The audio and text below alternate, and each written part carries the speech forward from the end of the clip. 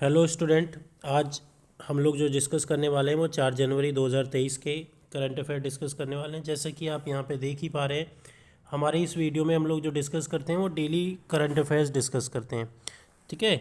और आज की इस वीडियो में हम लोग जो डिस्कस करने वाले हैं वो 4 जनवरी 2023 के करंट अफेयर्स डिस्कस करने वाले हैं। 4 जनवरी 2023 की करंट अफेयर में हम वो इम्पोर्टेंट क्वेश्चंस डिस्कस करेंगे जो हमारे एग्ज़ाम ओरिएंटेड होंगे, या अगर हम लोग बात करें हमारे एग्ज़ाम के पॉइंट ऑफ व्यू से इम्पोर्टेंट होंगे, ठीक है। अगर आपने मेरे को टेलीग्राम चैनल पे ज्वाइन नहीं किया है तो आप मुझे टेलीग्राम चैनल पे भी ज्वाइन कर सकते हैं। मेरा टेलीग्राम चैनल एग्ज़ाम नीति के नाम से है, और मेरा यूट्यूब चैनल जिस पे मैं ये वीडियो अपलोड करता हूँ वो एग्ज़ाम नीति बाई राहुल सर के नाम से है, ठीक है। अगर आप इस चैनल पे न्यू हैं तो मेरे चैनल को ज़रूर सब्सक्राइब कर लीजिएगा। उसके बाद हम अभी स्टार्ट करने वाले हैं हमारे आज की करंट अफेयर्स, और उसमें सबसे पहला क्वेश्चन जो हम लोग डिस्कस करेंगे वो ये है कि 1 जनवरी 2023 को डीआरडीओ द्वारा अपना कौन सा स्थापना दिवस मनाया गया है। डीआरडीओ के द्वारा या डीआरडीओ ने अपना कौन सा स्थापना दिवस मनाया है हाल ही में, अगर हम लोग बात करें तो कब, 1 जनवरी को, ठीक है भाई। 1 जनवरी को इन्होंने अपना 65वां यानी 65th डीआरडीओ स्थापना दिवस मनाया है। डीआरडीओ की बात की जाए तो ध्यान रखना, ये रक्षा के क्षेत्र में डीआरडीओ काम करता है। डीआरडीओ किस क्षेत्र में काम करता है, तो रक्षा के क्षेत्र में काम करता है, ठीक है भाई। डीआरडीओ किस क्षेत्र में काम करता है, तो डीआरडीओ रक्षा के क्षेत्र में काम करता है। डीआरडीओ रक्षा के क्षेत्र में काम करता है। इसकी स्थापना कब हुई, तो 1958 में, जैसा कि यहाँ पे लिखा हुआ है।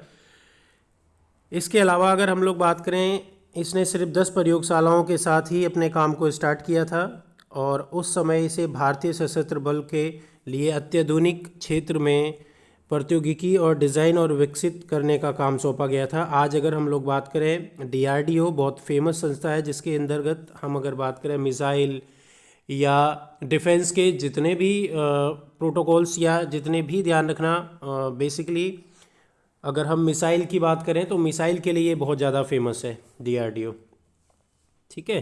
तो डीआरडीओ से रिलेटेड अगर वो क्वेश्चन पूछता है तो डीआरडीओ का स्थापना दिवस कब मनाया जाता है, 1 जनवरी को, और इस बार कौन सा मनाया गया, 65वां स्थापना दिवस। डीआरडीओ रक्षा के क्षेत्र में कार्य करता है और इससे रिलेटेड डिफेंस सेक्टर से रिलेटेड जितने भी वेपन्स हैं वो वेपन्स डेवलप करने का काम करता है, ठीक है। इसके बाद हम दूसरे क्वेश्चंस की ओर बढ़ते हैं। भारत के किस राज्य में पशुओं के लिए पहली आईबीएफ इकाई मोबाइल डिवाइस का शुभारंभ किया गया है। सबसे पहले अगर हम लोग बात करें ये आईबीएफ का क्या मतलब है, आईबीएफ का क्या मतलब है, तो ध्यान रखना अगर हम लोग आईबीएफ की बात करें, इसे बोला जाता है in vitro fertilisation, in vitro fertilisation, जिसके तहत ध्यान रखना अगर हम बात करें कृत्रिम तरीके से गर्भधारण कराया जाता है, कृत्रिम तरीके से गर्भधारण कराया जाता है। तो जैसे कि आपने आईबीएफ वुमेंस के लिए भी नाम सुना होगा, जिसमें सबसे पहला आईबीएफ इंदिरा आईबीएफ के नाम से इंडिया में बनाया गया था। इसी प्रकार से अब क्या बनाया गया है, ये जानवरों के द्वारा या जानवरों के लिए पहला मोबाइल आईवीएफ बनाया गया है, जिसके अंतर्गत यहाँ पे ये जो गाड़ियाँ हैं या इसे एक मोबाइल वैन के थ्रू एक जगह से दूसरे जगह ले जाना बहुत ईजी होगा, जिसके तहत इसकी शुरुआत की गई है। किस राज्य में, तो ध्यान रखना इसका आंसर क्या हो जाएगा, गुजरात में। इसकी शुरुआत कहाँ की गई है, तो गुजरात में इसकी शुरुआत की गई है। और अगर हम लोग इससे रिलेटेड समझे गुजरात में कहाँ, तो अमरेली में संत मुरारी बापू और केंद्रीय मंत्री पुरुषोत्तम रूपाला ने किया इसका उद्घाटन। और यह किस प्रकार की, तो ये ध्यान रखना अगर हम लोग बात करें, जो साहीवाल गाय है ना, इनकी नस्ल और इनके जैसी और मुख्य जानवरों की नस्ल को या इनकी प्रजातियों को बढ़ाने में हमारी मदद करने वाला है, इनकी प्रजातियों को बढ़ाने में हमारी मदद करने वाला है। तो दोबारा सुनना, यहाँ पे अगर हम लोग देखें, वो पहला कौन सा राज्य है जिसने पहला आईबीएफ मोबाइल लॉन्च किया है। आईबीएफ मोबाइल डिवाइस का मतलब आप ये मत समझना कि ये मोबाइल से रिलेटेड है, ये एक्चुअली एक वैन, मोबाइल वैन होती है जिसमें ये सारे वेपन्स, ये सारे इसके अत्याधुनिक, यहाँ पे ध्यान रखना है जितने भी ये कृत्रिम रूप से गर्भधारण करने के लिए जितने भी उपकरण की ज़रूरत होती है वो सारे उपकरण इसके अंतर्गत रखे जाते हैं, जिससे कि एक जगह से दूसरी जगह ले जाने में ये प्रोसेस बहुत इजी होता है। इसके बाद हम बात करते हैं जनवरी 2022 में यूरोपीय संघ परिषद की पहले 6 महीने की अध्यक्षता किस देश ने संभाली। तो आप ध्यान रखना, अगर हम लोग बात करें 2022 में इसकी 6 महीने की जो अध्यक्षता है वो किसके द्वारा संभाली गई, तो इसका आंसर हो जाएगा ए, यानी स्वीडन के द्वारा। स्वीडन यूरोप यूनियन का एक मेंबर है। यूरोप यूनियन में नंबर ऑफ मेंबर्स कितने, 27। यूरोप यूनियन की बात की जाए तो यूरोप यूनियन जिसका हेडक्वार्टर कहाँ पर है, ब्रुसेल। इसका हेडक्वार्टर कहाँ पर है, ब्रुसेल में। और इसकी स्थापना कब हुई है, तो ध्यान रखना जब रोम संधि के दौरान ही इसकी स्थापना की गई थी, 1 नवंबर 1993 में। ठीक है, तो अब इसमें जो फैक्ट आपको याद रखने हैं वो ये याद रखने हैं, यूरोप यूनियन से संबंधित अगर आपके एग्जाम में क्वेश्चन बनता है। यूरोप यूनियन में नंबर ऑफ कंट्रीज़ कितने हैं, तो 27। इसकी स्थापना कब हुई, तो 193 यानी 1993 में, 1993 में। और अगर वो पूछता है इसका हेडक्वार्टर कहाँ है, तो ब्रुसेल में। इसके मौजूदा वक्त में चेयरमैन कौन है, तो रॉबर्टो मेट्सोला। ठीक है, अगर हम लोग समझें तो यह संगठन यूरोप में राजनीति और आर्थिक एकीकरण की भावना में maastricht संधि द्वारा बनाया गया था। रोम की संधि के बाद ही ये maastricht संधि की गई थी, जिसके तहत यूरोपीय संसद, यूरोपीय न्यायालय और यूरोपीय सेंट्रल बैंक को भी इसी के अंतर्गत शामिल किया गया है। मौजूदा वक्त में मैंने आपको इनके अध्यक्ष के नाम, इसके हेडक्वार्टर के नाम और अगर हम बात करें इसमें मेंबर ऑफ कंट्री के नाम आपको समझा दिया है। तो अगर वो यूरोप यूनियन से संबंधित कोई क्वेश्चन पूछता है आपके एग्ज़ाम में तो वो यही पूछेगा। करंट से रिलेटेड अगर हम लोग वो पूछता है ये, तो वो क्या पूछेगा, 2022 में यूरोपीय संघ परिषद की पहले 6 महीने की अध्यक्षता किसके द्वारा की गई थी, तो किसके द्वारा, स्वीडन के द्वारा। स्वीडन इन्हीं 27 मेंबर में से एक मेंबर है। ये जो यूरोप यूनियन कंट्रीज़ हैं, इन यूरोप यूनियन कंट्रीज़ में कौन सी करेंसी चलती है, तो आप ध्यान रखना इन कंट्री में मोस्टली जो करेंसीज चलती है उस करेंसी का नाम क्या है, यूरो। कौन सी करेंसी चलती है, यूरो करेंसी चलती है। ठीक है, इसके बाद हम लोग दूसरे क्वेश्चन पे आ जाते हैं। नेक्स्ट क्वेश्चन जिसमें आपसे वो ये पूछा गया है कि सावित्री बाई फुले की 192वीं जयंती कब मनाई गई। सावित्री बाई फुले की बात की जाए तो ये पहली शिक्षिका है, ध्यान रखना। अगर हम बात करें सावित्री बाई ज्योतिराव फुले जो है ये भारत की प्रथम महिला शिक्षिका है, जिन्होंने ये एक शिक्षिका के होने के साथ साथ समाज सुधारिका एवं मराठी कवित्री भी हैं। उन्होंने अपने पति ज्योतिराव गोविंदराव फुले के साथ मिलकर स्त्री अधिकारों एवं शिक्षा के क्षेत्र में उल्लेखनीय कार्य किया। इन्होंने भारत में सबसे पहले महिलाओं के लिए एक स्कूल बनाने का भी कार्य किया। किसके लिए, तो महिलाओं के लिए इन्होंने सबसे पहले एक स्कूल बनाने का भी कार्य किया। तो इनकी बात की जाए 1831 मार्च में इनका जन्म हुआ और 1897 में इनकी डेथ हो गई। इनकी एक बहुत ही फेमस कविता अगर हम लोग बात करें तो ये बहुत ही फेमस है, जिसमें उन्होंने ये देखो मैंने लिखा हुआ भी है, जिसमें ये बताया गया ये सावित्री बाई फुले के द्वारा एक इनकी बहुत ही रचित कविता जो बहुत फेमस है। ज्ञान के बिना हम जानवर बन जाते हैं, इसीलिए खाली मत बैठो, जाओ जाकर शिक्षा प्राप्त करो और जो गरीब दलित लोग हैं उनके दुखों के निवारण करने में उनकी मदद करो। ये किसके द्वारा, सावित्री बाई फुले के द्वारा लिखी गई है। तो ये चीज़ याद रहेगा।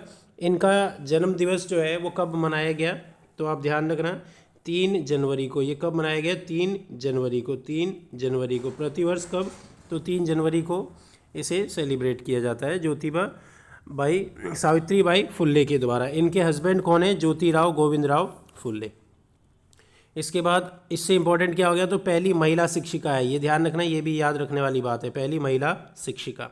इसके बाद नेक्स्ट क्वेश्चन, किसने नई किताब ब्रेकिंग बैरियर लिखी। ब्रेकिंग बैरियर ये जो बुक है ये किसके द्वारा लिखी गई, काकी माधव राव के द्वारा। ये ऑप्शन ए इसका राइट आंसर हो जाएगा। ठीक है भाई, तो आप ध्यान रखना अगर हम लोग काकी माधव राव की बात करें तो ये पूर्व IPS अधिकारी हैं। काकी माधव राव ने ब्रेकिंग बैरियर द स्टोरी ये लिखी है, जो कि of A Dalit chief secretary, एक दलित चीफ सेक्रेटरी हैं जिनके ऊपर ये बुक इन्होंने लिखी है। ठीक है, इनके नाम पर ही इनको क्या बोला गया, ब्रेकिंग बैरियर्स का मतलब ये हो गया कि जो एक दलित है अगर वो ऊपर बढ़ता है तो कई सारे बैरियर्स को वो ख़त्म करके तोड़ करके ऊपर बढ़ता है, ध्यान रखना। इस बुक के ज़रिए इन्होंने ये बताया है कि एक मामूली व्यक्ति किस प्रकार से सिविल सर्विसेज की तैयारी करते वक्त किन किन कठिनाइयों का सामना करता है। उन सभी कठिनाइयों को बड़े ही महत्वपूर्ण भाव से इस बुक में लिखा है। और इस बुक में ध्यान रखना उन्होंने स्टोरी लिखी है एक चीफ सेक्रेटरी की, या दलित चीफ सेक्रेटरी की एक स्टोरी लिखी है इस बुक के अंतर्गत। इसके लेखक कौन है? काकी माधव राव। ये एक IAS ऑफिसर है, ध्यान रखना, ठीक है। और बुक का नाम क्या है? तो ब्रेकिंग बैरियर ये लिखी है। तो ये चीज़ भी याद रखना है, ये करंट से रिलेटेड वो क्वेश्चन पूछ सकता है। ब्रेकिंग बैरियर बुक किसके द्वारा लिखी गई है? ठीक है, काकी माधव राव के द्वारा। इसके बाद नेक्स्ट क्वेश्चन हम देखते हैं। हाल ही में कोलकाता का कौन सा शतरंज खिलाड़ी भारत का 78वां ग्रैंड स्लैम बना? आप ध्यान रखना है, अगर हम लोग देखें तो इससे पहले 77 यानी 77 ग्रैंड स्लैम बन चुके हैं, और अभी जो बने हैं ये 78वें ग्रैंड स्लैम है पश्चिम बंगाल के कौस्तव चटर्जी। इसका डी आंसर राइट हो जाएगा, कौस्तव चटर्जी।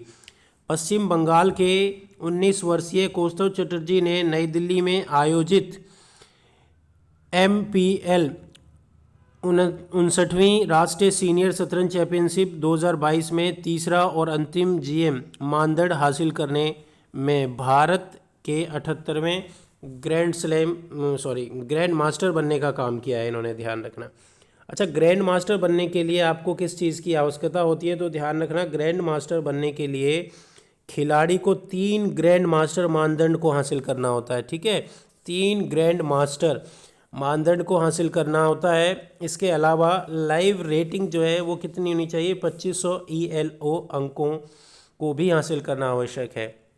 तो 3 मानदंड हासिल तो हो गए थे, उसके बाद ये जो 2500 ELO अंक है ये होते ही ध्यान रखना ये 78 यानी 78वें ग्रेड मास्टर के नाम से जाने गए। इनके अलावा आपके एग्ज़ाम में और क्या क्वेश्चन वो पूछ सकता है? तो ध्यान रखना पहले, या आप ये ध्यान रखना वो आपसे क्वेश्चन पूछ सकता है सबसे कम आयु के बनने वाले ग्रैंड मास्टर कौन है? तो आप ध्यान रखना भारतीय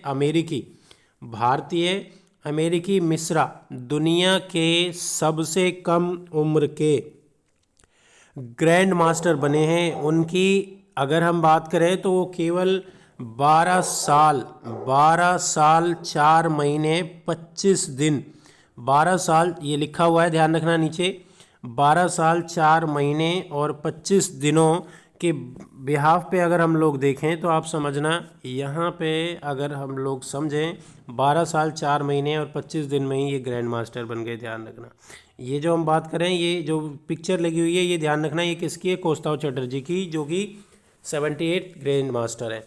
तो अभिमन्यु मिश्रा जो हैं ये ध्यान रखना 12 साल 4 महीने और 25 दिन की आयु में ही ग्रैंड मास्टर बन गए थे। तो ये जो क्वेश्चंस हैं वो आपके एग्ज़ाम ओरिएंटेड हैं, जो कि आपसे वो पूछ सकता है। इसके बाद हम नेक्स्ट यहाँ पे ध्यान रखना है, ये जो हमारे क्वेश्चंस थे आज 4 दिसंबर से संबंधित जितने भी क्वेश्चन इंपॉर्टेंट फैक्ट थे वो हम इसमें डिस्कस कर चुके हैं। आज की जो हमारी क्लास है वो यहीं पर समाप्त करते हैं। तो आप एक बार मैं दोबारा से आप लोगों को दोहराना चाहता हूँ कि भाई अगर आपने अब तक मेरे YouTube चैनल को सब्सक्राइब नहीं किया है, आप नए हैं मेरे YouTube चैनल पे, तो इसे सब्सक्राइब ज़रूर कर लीजिएगा। YouTube चैनल का नाम मैंने यहाँ लिखा हुआ है एग्ज़ाम नीति बाय राहुल सर। जैसे ही आप YouTube पे सर्च करोगे मेरा YouTube चैनल आएगा। और अगर आपने अभी तक मेरे को टेलीग्राम पे भी ज्वाइन नहीं किया है तो आप टेलीग्राम पे ज्वाइन कर सकते हैं। इसके लिए आपको क्या लिखना होगा? एग्ज़ाम्स नीति। तो आप एग्ज़ाम्स नीति लिख के जैसे ही आओगे पहला ही टेलीग्राम ग्रुप मेरा होगा, एग्ज़ाम्स नीति GAGS के नाम से मेरी पिक लगी हुई होगी। और अगर आप मेरे YouTube चैनल पर नए हैं, जैसा कि आप जानते ही हैं, तो आप बेल आइकन को प्रेस कीजिएगा सब्सक्राइब करने के साथ साथ चैनल को। और अगर आप मेरे पुराने स्टूडेंट हैं, अगर आपको ये वीडियो अच्छी लगती है तो आप इसे लाइक ज़रूर कीजिएगा। अगर आपको लगता है कि ये वीडियो किसी के नॉलेजेबल पर्सन, किसी स्टूडेंट के काम आने वाली है, तो आप इसे शेयर ज़रूर कीजिएगा। और मेरी आपसे रिक्वेस्ट है वीडियो को शेयर कीजिएगा अगर आपको वीडियो पसंद आती है। Okay friends, bye bye. हम कल 5 जनवरी के करंट अफेयर्स लेकर आपके सामने हाजिर होंगे। Bye bye. नेक्स्ट वीडियो में हम लोग बहुत जल्दी आपके साथ मिलने वाले हैं।